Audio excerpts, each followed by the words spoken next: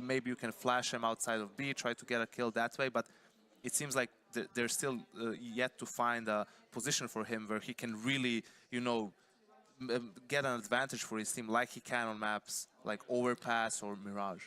Bianco was saying, you know, that the really late play by SK, you know, it can be a bit of a blunder. I think it kind of worked against FaZe. Did they play FaZe on that map? Yes. Yes, and I think it kind of worked against FaZe because they could isolate Jules. The problem was the FaZe players stood up when they needed to and made those multi-frags. Sure, we've seen VP playing really well, but I just don't know, you know, if SK run that same approach of running the clock down to the last 15 seconds and having pressure on all sides of the map, I'd probably lean towards, normally, I would lean towards SK winning those duels and being able to close out those situations. Whereas you got VP playing this well, I don't know if that system will work. But I think, you know, the B bomb site is probably up for some exploitation if you're SK, because that's where Neo and Bialy are playing, right? And they're obviously, we just saw Neo top frag and have a lot of impact. I'm not taking anything away there, but there are certain times where it looks like they could get caught out. You know, if you put a lot of pressure on them, you can probably make those frags, have some good set pop flashes, and you're going to really displace them. They had a couple of lucky rounds yesterday, I think versus G2, where they were able to multi-frag where they probably shouldn't have. And G2 on this map, they didn't look hugely convincing in the sense of their T-side was really spread out. So that's something like individually spread out. You need, I think, if SK run this with more duos, more trios going around, they should be able to trade out more efficiently and find gaps in the defense of VP. I think after the first map, at least it seems to me that VP is very, very well prepared. And they are, if they can continue playing like this, they are the better team. But SK has the X factor, right? They have guys like Coldzera, like Fallen, like Fur, who can make these great individual plays and win rounds based off of that. And it seems like the story of this final is going to be, can they make enough of those plays to compensate for, you know, the lack of teamwork that they have maybe at the moment compared to Virtus Pro. And for VP, just as aggression on the CT side was the key to winning Mirage, here it's finding balance with using your utility on the CT side, saving a smoke, saving an incendiary for those late round executes or late round just pushes that are going to come from SK. Because if they have 25 seconds left or 20 seconds left and you still have an incendiary, that can ruin the round for them straight up. You can force them to save, and that just puts them in a very, very weird situation economically. Okay, so the scene is perfect for both teams, both fans. You can see in the crowd. I like that we've got people trying to battle to get their sign higher. Battles. I like that. SKVP, our second map is Inferno. And I mean, I know you guys aren't the biggest fan of predictions, but I do just want to kind of gauge where you guys are thinking as we're almost ready for that knife round. Chad, if I desperately desired a team name from you for Inferno? From what I've seen of the teams on Inferno, I'd have to just lean towards VP, right? Damn. They've really withheld, you know, a lot of different attacks coming in. Pasha being very dynamic with the AWP. If he can keep that up, I'm going to hedge my bets with them. I bet you didn't think you'd be predicting VP on Inferno versus SK Not at all. into this event. How about you, Yanko? VP as well. My God, look at that. Look how times have changed in what has just been the course of a couple of days. All right, let's jump back in with your casters. They are chomping at the bit for a full 5-game series, and I don't blame them. It's going to be Jason, Moses O'Toole, and Anders Bloom to guide you through Inferno. Yes, thank you so much, Alex. A surprisingly sane Anna's Desk this time around. Listen, what kind of crazy timeline are we on? They buckle down when it gets to grand finals, that desk. They do. Yeah, they're ready to go. They've been waiting for this for all week. Yeah, and it's been a long time coming, hasn't it? Yeah. I think everyone's thinking this Virtus Pro redemption story surely will come to an end eventually. Like, it's going to all crumble and fall apart. What's happening? VP is one of those teams that like you can really like feel what kind of level they're gonna bring and like the way and when you watch them play, like you can always tell when VP is starting to enter that mode that wins them championships, and it's like I don't know, I'm not necessarily getting it yet. I mean, we have a long finals to go, but it is like so scary to if you came into this like rooting for SK, you're like, oh, we've got this Virtus Pro. That's not good. Because by the way, they won map 1 and like not even a smile. They were like all business getting out of that booth. Taz was just like dead focused. Yeah, and they obviously have to keep that focus up because SK have already proven in the tournament that if you really allow them back in, then they're gonna take the whole thing. Yep, and SK, I think that they've got to have. I think Inferno is going to be tough. They're going to have to do really, really well with the aggression, much better than they did on Mirage. I mean, some of those aggressive plans they had for mid control and catwalk on Mirage got shut down. You know, if they're going to have something similar for Inferno, those have to work out. I think there was a couple players. Pretty telling was the fact I think Fur only had like, you know, the most aggressive player on that SK side. Fur only had like 2 winning battles against players on VP. Let's see how this all unfolds. It's on Inferno now, ladies and gentlemen. The grand finals here. Map number 2 in a best of 5. SK and Virtus.pro. And making their way quick up Banana, it will be Virtus.pro trying to see if they can make it work. Well, that's a goodbye to Pasha. Fallen clicking once with a USP, not even interested in reloading. Gonna put out some counter grenades to try and see if they can maybe buy a bit of time, and actually that stopped all of Virtus.pro in their tracks. Now they're making their way on finally. Fur goes down, Bolt's boosted up, he gets a headshot on Snacks and trying to make it back in. This is a really great defense, and even stopping the bomb is Taco coming in so quick on the rotation. This is falling apart here for the T side. Yeah, this is great from SK. Slowing down with the first kill, the boost yields one more, and then obviously that flank coming in. That was so quick. Even VP, it looked like they be able to trade themselves into that bomb site, but once the flank comes in that fast, not ready for it, not expecting it whatsoever. So SK, remember, they lost both pistol rounds on Mirage. It's good that they get started out with one here. Yes, they definitely need that. I mean, when you're playing a best of 5 as a player, I feel like, especially when you're SK, maybe you're not gonna take it too badly losing one map. That's gonna be like, okay, well, we've got plenty of time to correct that. But obviously winning a pistol round like this, then you're right back in the game. We'll see. Bit of an interesting buy. R8 on Snacks, obviously. I'm a huge fan of that. Yeah, we've been seeing he's been doing that this whole tournament, so we'll see if it comes to pass here. I think Matt and Henry are doing a R8 count for the number of kills he's got. I think he's up to like 2 or 3.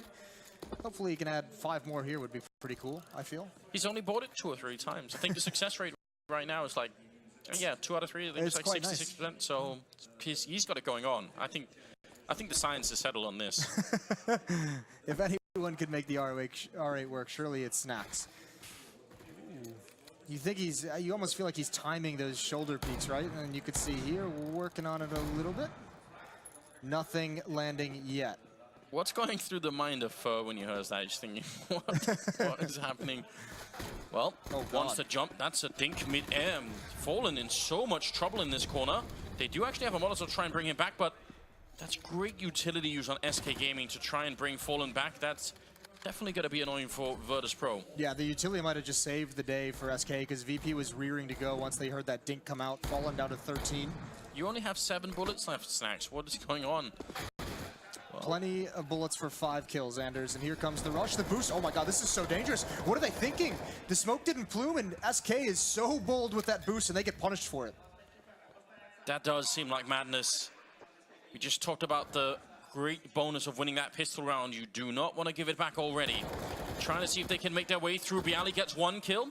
He's very low on bullets as well. The UMP coming in from Taco to clear up Bialy. And now it's Neo and Taz 2-1-2. The bomb down. The R8 still in play, even if it's low on bullets. Flashbangs are coming in, and now SK want to go for the retake. They do have a kit on either player, but they can't find Virtus.pro right now. They're both stacked up at Banana, and surely that's going to be well known. Cold wants to try and see if he can go for it. The R8 not hitting anything. There's Neo with a big kill, and the double kill for Cold Zero, but it's too late. I'm going to call it the R8 to save the day, Moses. Oh, never thought you'd say that in the grand finals of a big Counter-Strike match. But Neo, it took him a couple shots to get that going, or maybe it's just a slow rate of fire, but I think Kuban and Snacks are just giggling about that as well. I thought that flashbang was perfect. I thought that flashbang was going to win him the round in the 2-on-2. But brilliance again from VP, and that's heartbreaking. Stolen away in the second round. I don't know what they were doing with that boost. I don't know how that call came out, but that was so weird. Definitely a misread. They obviously thought they had more time, but the risk is so big. Here's the dangerous part of that. It's usually one player who makes that call, and the second player just does it because you always try and do your best to work as a team, even if you personally think it's the wrong decision. So I mean, there may be some stress between players after that round that they'll have to calm down, but that can be it obviously bites them in the ass there. Yeah, absolutely does. 1-1. Deagle's in play. MP9 there on Cold that he stole from the last round or ran away with. And it looks like Virtus.pro are quite set to slow this one all the way down. Don't want any kind of crazy play coming out of SK.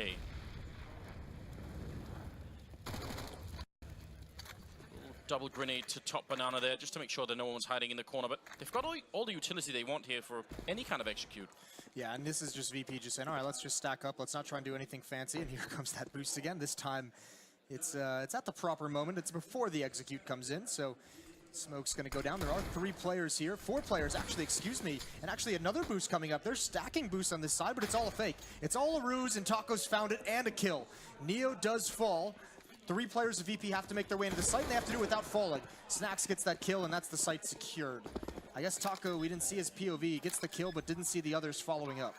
Yeah, and that's what I really wanted to know. If he didn't see Snax, then his internal timing is going to be way off for how soon Snax could have been in that corner. Very unfortunate. Now Pasha's out there hunting. Will lose the fight to Fur. A little bit awkward here. SK Gaming still have a kit on Cold from the previous round. Fallen going to walk right into that AK-47. And Snax looking for a bit more. It's going to get a headshot on Bolt's looking for the triple. He's blind. Great flashbang coming in here from SK, but it will be too late simply. No health there. And Taz will close out the round. So a bit expensive, but ultimately still a great round here for Virtus.pro. Really was. I'm interested to see if they were able to salvage Snax's AK-47. It wouldn't be the biggest of deals if not. This should be a round where they have some of the pressure abated. SK likely going back to USPs, maybe a flashbang to try and be clever, maybe some upgraded into P250s, but overall, Virtus.pro responding after a pistol round loss. You imagine Snax with this MP9 is going to be the main aggressor. Pasha saving up for the 808P, doesn't even get a rifle or an SMG, just goes for the CZ. Deep grenade to try and chase down Fallen, who just wanted to show himself. Snax could probably take this fight and win it, considering there's no armor on the other side. Cold is right at the edge with no one seeing it. Yes, he is. Trying to peer over that smoke, it's not working. There goes Taco out in the open, and yeah, Snax is just, how many kills can I get? This is what we call Gladiator. You just send one player out, and he just fights until he dies. And Snax has obviously not died. 3 kills for him so far. Coldzera has found himself in a pretty cool position, maybe able to take one away, because I think this could catch SK off guard that he's going to be here. Taz has actually got his eyes on it, so I say that. I also said Taz was looking deadly focused in this game, coming out of the booth, and it continues here. It's very important here, mentally as well, just to get out of these rounds.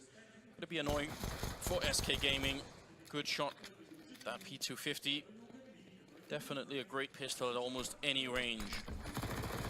But not gonna make it out of the round. That's a quad kill for Snax, all of them with the MP9. So quite a lot of money stacked up on him, which is obviously great news.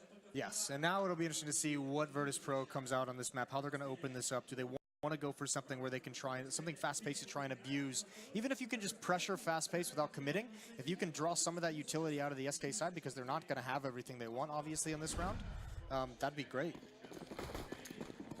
Yeah, Snax was loving this round. Yeah, absolutely. Looked like maybe he could have got shot down by Cold, who was in that smoke. Just never really happened. But let's see what SK can bring us now. That AWP from Coldzera and one on Pasha as well. I would say this would be the sort of map where both Cold and Fallen could do a lot of damage. Absolutely. But we have seen some absolutely insane peaks from Pasha where he just no-scopes people left and right at almost any range. Yeah, last night's matches were unbelievable. Just absolutely insane the things he was doing. Bialy, he's had a great tournament, and you can tell by the way how confident he is. We saw it in Mirage peeking out of A Palace. Here he's peeking out of these halls into the A bomb site very, very early on, just trying to catch someone with an awkward timing. Fur's going to push in front of that with a pop flash. Does blind him for a second. Neo as well. Neo's going to expect it. He's swinging around the corner. He's got the angle. He's spamming it, and Fur doesn't want to take that fight. This is dangerous for both players in this smoke. It's just all about luck. Neo, he thought about pushing through, but he holds off. So risky, especially I feel if you're on the SK side there, giving up the early player. Now it's top mid control attempted and gained as well for the VP side. Cold trying to fall back, and Taco getting a big kill there on Snax is absolutely going to help out. 4 versus 5 and slowly running out of time. 30 seconds tapping away. Taz getting the kill on Taco. 29 seconds. They got to get on that bomb side. The bomb is now dropped. Bolt's getting a big kill, but can they get the bomb down here? Fallen is close by as well, trying to win the fight. He almost takes down Bialy. It's looking good for SK Gaming. 2 versus 3. An opportunity, though, for VP to take this one away as well. Bialy's got good positioning in pit, even though he's low, so are the SK players. Cold Zare with the op has got to do something huge, but he's so scared of moving forward quite yet. This is all on Bialy. How can he hold this? The pop flash, it comes out, not as effective as he'd like, and he's not taking the peek just yet. There's the op shot from Pasha, and it misses. All on Bialy. He gets one, transferring over. There's no kit right now, so they're going to be quick, and Fallen will get the kill. Running right onto the side here, and I think there is going to be enough time, but that's very scary. If they don't go for that really quick retake there, it could easily run out of time. SK Gaming losing 3 players in the round, but they do win it, so not bad at all. And you could definitely tell that Cold was looking very uncomfortable taking some of those early fights. He really wasn't committing to them. He was sort of a bit worried, and they didn't really know where VP were anyway. He missed a couple shots that you know, you normally see an opper hit as they cross into the bomb site as well. He had great angle in library. It wasn't smoked off. It just wasn't landing the shot. So a little dicey there, but thankfully they do win the round anyways, as you said. And he's, well, he keeps the op, but so Fallen picks one up himself. So double op setup coming out early on the CT side. UMP on bolts, though.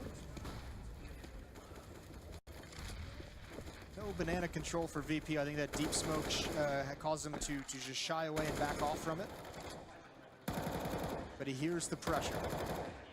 That's such a back and forth battle, how people deal with that banana control, and obviously it's very utility dependent, so this time double up all the grenades on SK side. Let's see what they can do.